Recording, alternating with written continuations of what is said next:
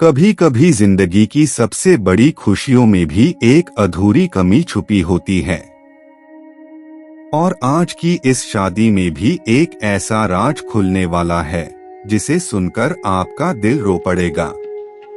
कहानी पूरी जरूर सुनिए। शहर के सबसे बड़े मैरिज हॉल में आज खूब चहल पहल थी। चारों तरफ रोशनी, फूलों की खुशबू और म्यूजिक गूंज रहा था। आज राधिका की शादी थी, शहर के अमीर व्यापारी की इकलौती बेटी। मेहमान एक दूसरे से बस यही कह रहे थे, वाह क्या शाही इंतजाम है। दुल्हन बनी राधिका स्टेज पर बैठी थी। लाल जोड़े में वो बहुत सुंदर लग रही थी, लेकिन उसके चेहरे पर वो खुशी नहीं थी जो एक दुल्हन के चेहरे पर होती है। वो बार बार दरवाजे की तरफ देख रही थी, जैसे किसी का इंतजार हो। उसी समय गेट पर शोर हुआ। गार्ड एक बूढ़े आदमी को अंदर आने से रोक रहे थे। उसके कपड़े पुराने थे, पैरों में टूटी चप्पल, बाल बिखरे हुए और हाथ में एक पुराना सा बैग। गार्ड ने डांटकर कहा, अरे बाबा, ये बड़ी लोगों की शादी है, भीख मांगने की जगह नहीं। चलो बाहर। बूढ़ा आदमी हाथ जोड़कर बोला, मैं भीख मांगने नहीं आया, मुझे बस दुल्हन से मिलना है। एक बार गार्ड हंस पड़ा, दुल्हन तुमसे मिलेगी? चलो निकलो यहां से। हॉल के कुछ लोग भी देखने लगे। किसी ने कहा, लगता है पागल है। किसी ने कहा, खाना खाने आ गया होगा। तभी राधिका की नजर दूर से उस आदमी पर पड़ी। वो अचानक चौंक गई।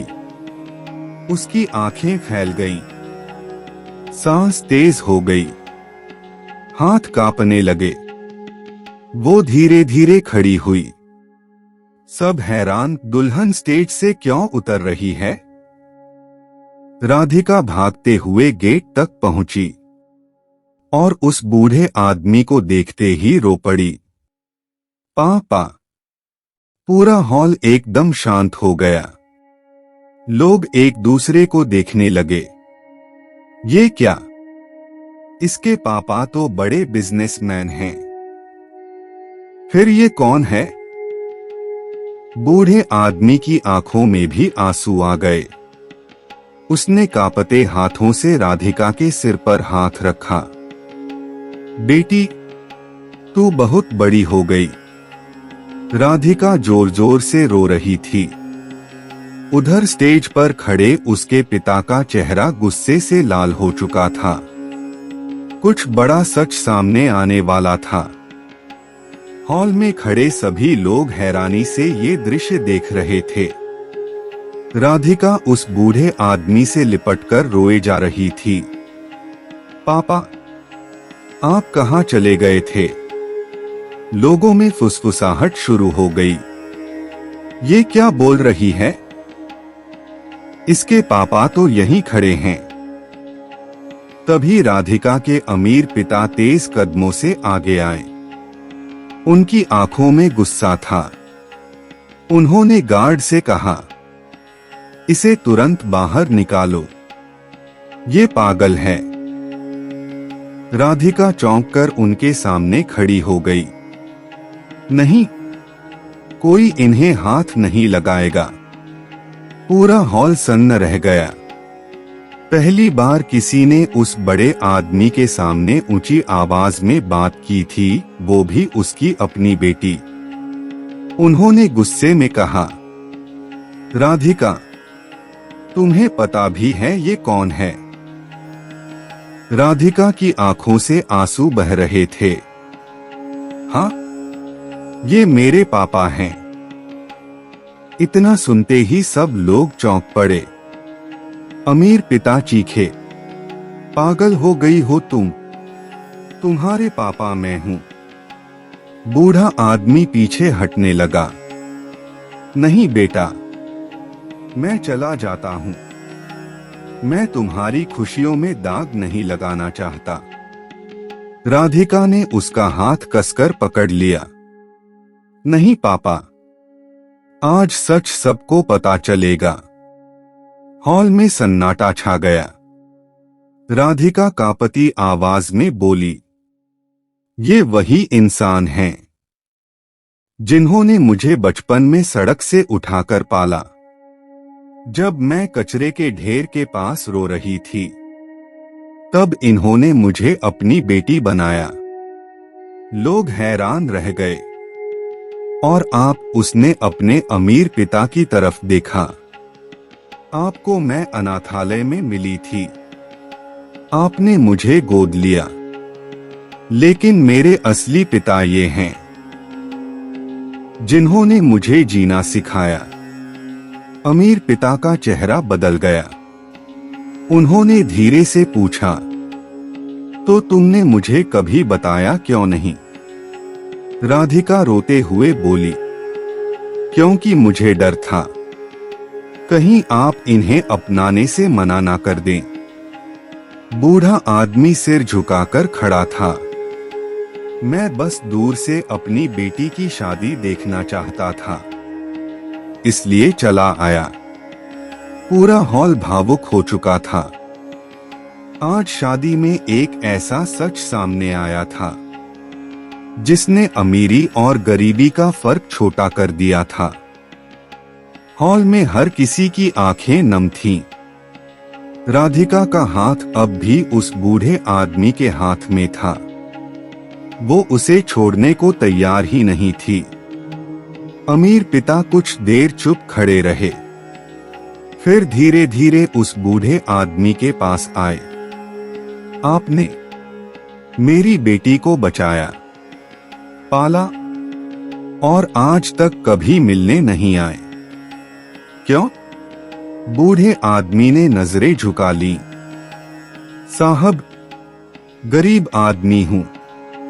सोचा आपकी दुनिया में आकर उसकी जिंदगी खराब ना कर दूं। राधिका रोते हुए बोली, इन्होंने मजदूरी करके मुझे स्कूल भेजा, खुद भूखे रहकर मुझे खिलाया।